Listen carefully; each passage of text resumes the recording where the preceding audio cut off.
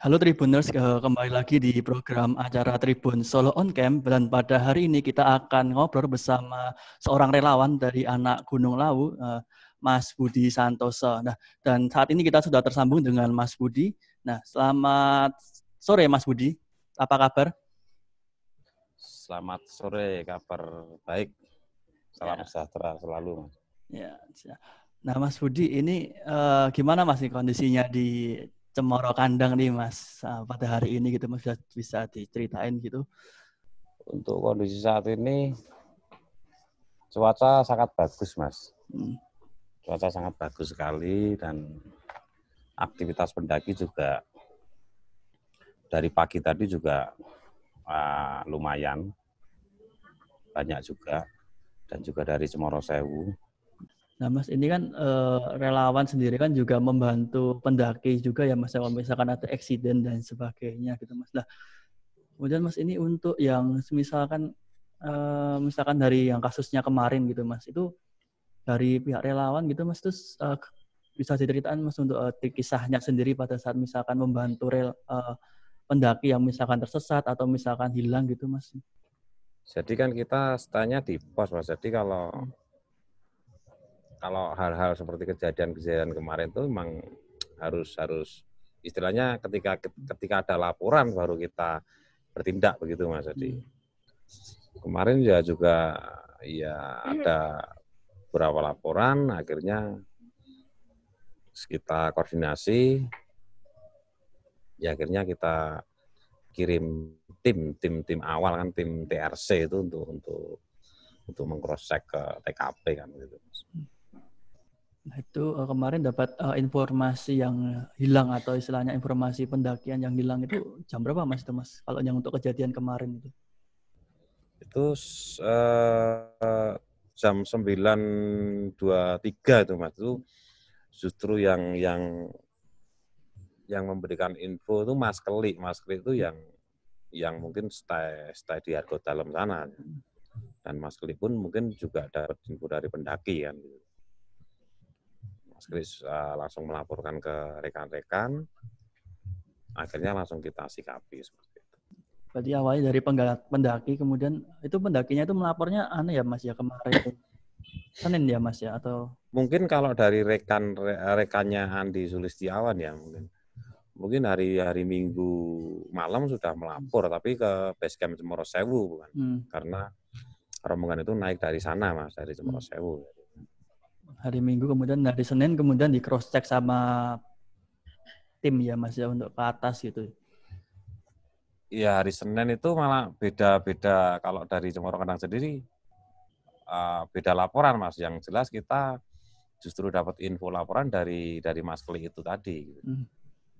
Berarti tempat ada simpang siur informasi terkait pendaki ini ya Mas ya, yang awalnya itu ya Mas. Ya itu sudah berjalan sebenarnya, Mas. Info kemarin itu memang kalau saya lebih fokus ke info yang Mas Kli berikan kan, karena Mas Kli bilang kalau ada pendaki meninggal di area puncak kan, seperti di Gegerboyo itu. Ya saya lebih fokus ke situ untuk koordinasi dengan teman-teman untuk segera dievakuasi kan. Makanya kita luncurkan tim TRC itu, tim reaksi cepat awal itu tujuannya untuk meng-cross check betul-betul A1 enggak kan gitu Mas. Nah Mas, itu kemudian kemarin hari Senin ya Mas ya, Senin itu kan cuacanya tuh berkabut dan sesekali kan juga hujan juga ya Mas ya, bahkan sampai di bawah Cemoro Kandang pun juga berkabut ya. Dari untuk kondisi cuaca pada saat evakuasi itu seperti apa Mas? Memang pada waktu hari Senin kemarin tuh sejak pagi itu cuaca emang kurang bersahabat ya. Kurang bersahabat, jadi kabut tebal dan itu juga anginnya agak kencang juga sih. Kalau kita sih sudah apa ya istilahnya sudah hafal gitu loh Mas, itu tanda-tanda alam, tanda-tanda semesta biasanya. Kalau ada di laut ada kejadian seperti itu biasanya alam akan memberikan tanda-tanda seperti itu. Nah Mas, itu misalkan tanda-tandanya itu seperti apa Mas? Contohnya misalkan gitu Mas, untuk tanda-tanda tentang di Gunung Lawu sendiri gitu Mas, kalau misalkan ada accident gitu? Ya itu tentang cuaca biasanya Mas, lebih ke cuaca kurang bersahabat. Padahal saat ini kan sebenarnya kondisinya udah masuk ke musim kemarau kan. Gitu. Tiba-tiba kemarin terjadi awalnya kabut, terus angin, terus hujan. Jadi kondisi di atas tuh kemarin memang cuaca emang betul-betul kurang bersahabat. Gitu. Nah Mas, kemudian untuk pada saat penemuan pendaki yang kemarin hilang itu sendiri, itu posisinya di mana Mas tepatnya itu Mas untuk penemuannya sendiri? Penemuan itu jadi memang di puncak Mas, di area puncak itu persis di sebelahnya Tugu Argodumilah itu kan agak ke barat sedikit.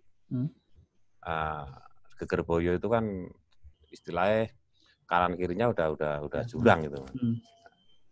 Cuma survivor atau korban kemarin jadi di sebelah selatannya tebing itu, selatannya tebing Gegerboyo itu. Jadi itu ya istilahnya 7 meter dia agak datar gitu, akhirnya kesangkut di situ. Saat ditemukan itu kondisinya seperti apa Mas untuk korban sendiri atau pendaki itu sendiri? Ya mungkin udah meninggal Mas. Udah meninggal. Mungkin pendaki yang pada saat itu berada di puncak mungkin jadi terus akhirnya lanjut ke mungkin penghuni Argo Dalam atau warung-warung di sekitar Argo Dalam termasuk Mas Keli itu. Akhirnya Mas Jarwo meng-cross-check ke TKP mungkin ya, terus sempat memberikan ditutupi sarung lah. Jadi biar nggak begitu terlihat sama pendaki lain mungkin. Oh, berarti sebelum tim regu kedua tuh naik, berarti kondisi korban itu ditutup sarung dulu ya Mas ya, berarti sempat ditutup sarung ya? Iya, tutup sarung Mas. Itu apakah kondisinya istilahnya bertelanjang dada atau gimana Mas untuk kondisinya sendiri korbannya?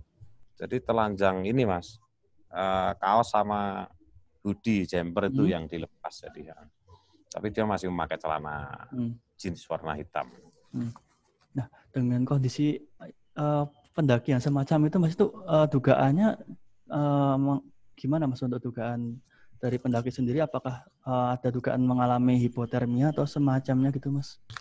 Itu yang jelas dia terkena hipotermia Mas. Jadi dia udah di luar kesadaran melakukan kayak orang bingung seperti itu.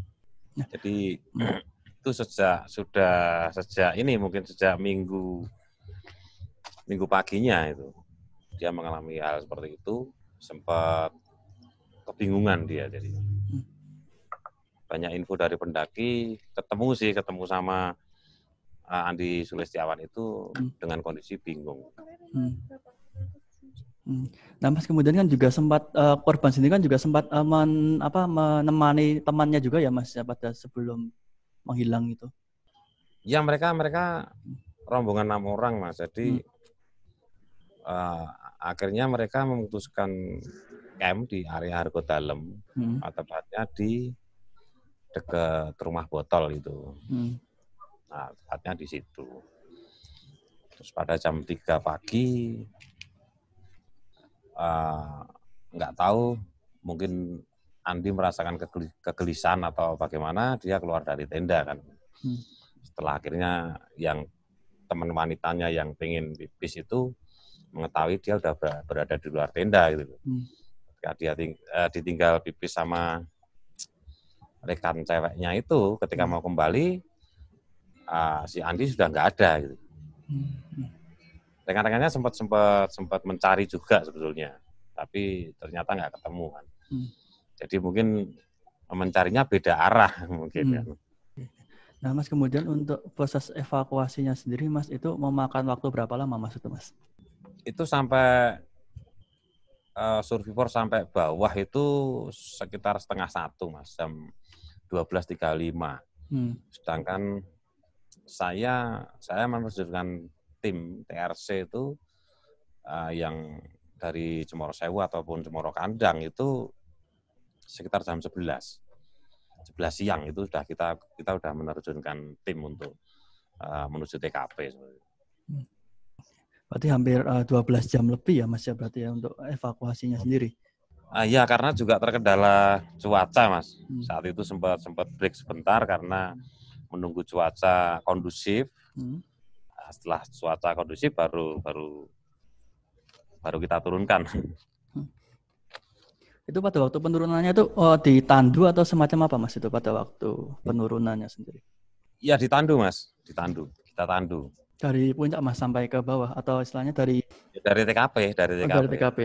Dari TKP. Kemudian kan tadi juga dugaannya kan hipotermia ya Mas ya untuk korban sendiri Mas. Nah, Mas bisa dijelasin dikit Mas untuk hipotermia sendiri itu seperti apa Mas itu Mas? Dan istilahnya ada tips-tips gitu Mas untuk mengenali gejala-gejala hipotermia bagi pendaki gitu Mas, khususnya bagi pendaki pemula gitu Mas. Yang jelas hipotermia itu kedinginan yang berlebih jadi Mas. Kalau itu ada beberapa fase sebetulnya kayak Mas. Yang fase ringan, fase sedang, fase berat. Mungkin kalau yang Andi itu udah masuk ke fase akhir jadi Mas. Jadi dia udah mengalami halusinasi, responsif rangsangan sudah hilang. Jadi sudah yang dia lakukan tidak terkontrol seperti itu ya Mas. Dia akan melepas. Dia yang jelas justru merasakan panas. Hanya dia melepas baju, jaket dan sebagainya. Itu celananya untung masih kepake. Biasanya sampai telanjang biasanya.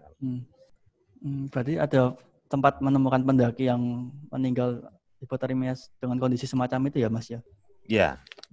Mas kalau misalkan ada pendaki yang semacam itu nih Mas, ini langkah awalnya itu Mas bagi pendaki, teman-teman pendakinya tuh bisa melakukan seperti apa Mas nih Mas untuk meminimalisir resikonya seperti biasanya mereka sering mengabaikan hal-hal kecil biasanya Mas.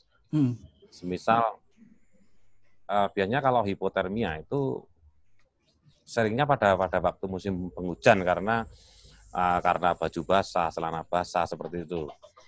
Nah, kalau musim kemarau seperti ini karena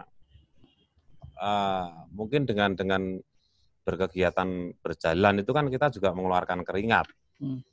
Nah, dan yang jelas baju juga akan basah. Nah, ketika berhenti ataupun ketika break untuk istirahat, mereka yang jelas tidak mengganti pakaiannya gitu. Tidak mengganti pakaiannya, itu yang sering diabaikan pendaki. Nah, dan itu sangat potensi sekali untuk terjadinya hipotermia. Karena lebih baik kondisi telanjang justru nggak begitu ini dibanding memakai baju tapi basah. Itu lebih cepat menyerap yaitu suhu tubuh. Nah untuk pertolongannya pada saat hipotermia gitu Mas, pertolongan pertamanya gitu kan, apakah juga harus skin to skin atau semacamnya gitu Mas untuk pertolongannya? Sebenarnya banyak cara juga Mas.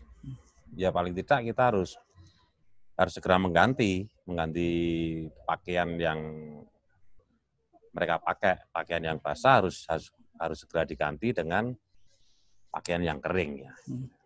Terus kita kasih mungkin penghangat atau kita nyalakan kompor, kita dekatkan ke si korban mungkin. Terus segera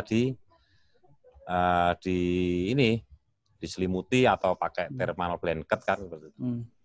Biar suhu tubuhnya kembali normal kan. Berarti tidak harus sampai skin to skin gitu ya Mas ya, di dalam misalkan dalam sleeping bag. Enggak harus juga Mas. Jadi mungkin dengan diselimuti sleeping bag dengan dalamnya dikasih thermal blanket itu kemungkinan sudah bisa untuk mengondisikan. Nah, kalau misalkan skin to skin tuh bisa dilakukan pada saat apa Mas tuh Mas? Kalau misalkan terpaksa skin to skin gitu Mas? Ya tergantung ini sih Mas, tergantung cara penanganan juga masing-masing sih. Mungkin kalau udah dengan cara dimasukkan selimut ataupun dikasih thermal blanket belum itulah kemungkinan bisa dilakukan skin to skin. Nah Mas, ini kan selain dihadapkan dengan suhu gitu juga ya Mas, ya kan tracknya dari laut sendiri dan cuaca yang istilahnya berubah-ubah gitu Mas. Nah ini kan potensi untuk pendaki itu istilahnya keluar jalur itu kan juga masih ada ya Mas ya, untuk dengan melihat kondisi trek dan istilahnya cuaca yang ada di laut gitu Mas. Ya kalau keluar jalur mungkin juga masih Mas. Ya karena mungkin pendaki terpisah itu udah, yang jelas kalau sudah pendaki sudah terpisah dari rombongannya dan keluar jalur ya itulah. Ya istilahnya mereka udah tersesat kan gitu. Tapi untuk marka sebenarnya sudah jelas semua sih Mas untuk semua jalur sih. Dari Cemoro Kandang sendiri, apalagi dari Cemoro Sewu. Cemoro Sewu apalagi nggak ada percabangan kan.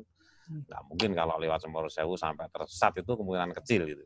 Cuma satu jalur dan nggak ada jalur percabangan sama sekali. Beda kalau Cemoro Kandang ataupun mungkin jalur Cetro kan, mungkin ada jalur percabangan. Dan itu pun sebenarnya sudah kita kasih marka dengan jelas sebetulnya. Ya, Mas biasanya kalau misalkan pendaki yang tersesat gitu istilahnya itu faktornya semacam apa sih Mas sebenarnya Mas untuk faktor? Iya kalau udah pendaki udah terlepas dari rombongan itu yang jelas dia akan panik Mas, yang jelas itu. Dia akan panik, dia akan gimana ya istilahnya kalau udah panik cara berpikirnya aja udah mungkin karena panik ya bingung gitu kadang. Dia akan semakin tersesat lebih jauh mungkin. Untuk sementara itu dulu Mas Budi untuk kita obrolannya hari ini gitu. Siap ya Mas. Terima kasih untuk waktunya dan kesempatannya kita ngobrol tentang pendakian dan istilahnya kejadian meninggalnya pendaki yang kemarin. Nah demikian Tribuners kita berbincang dengan Mas Budi sebagai relawan anak Gunung Lawu. Saya Adi Surasamudra pamit undur diri. Terima kasih sudah nonton. Jangan lupa like, subscribe, dan share ya.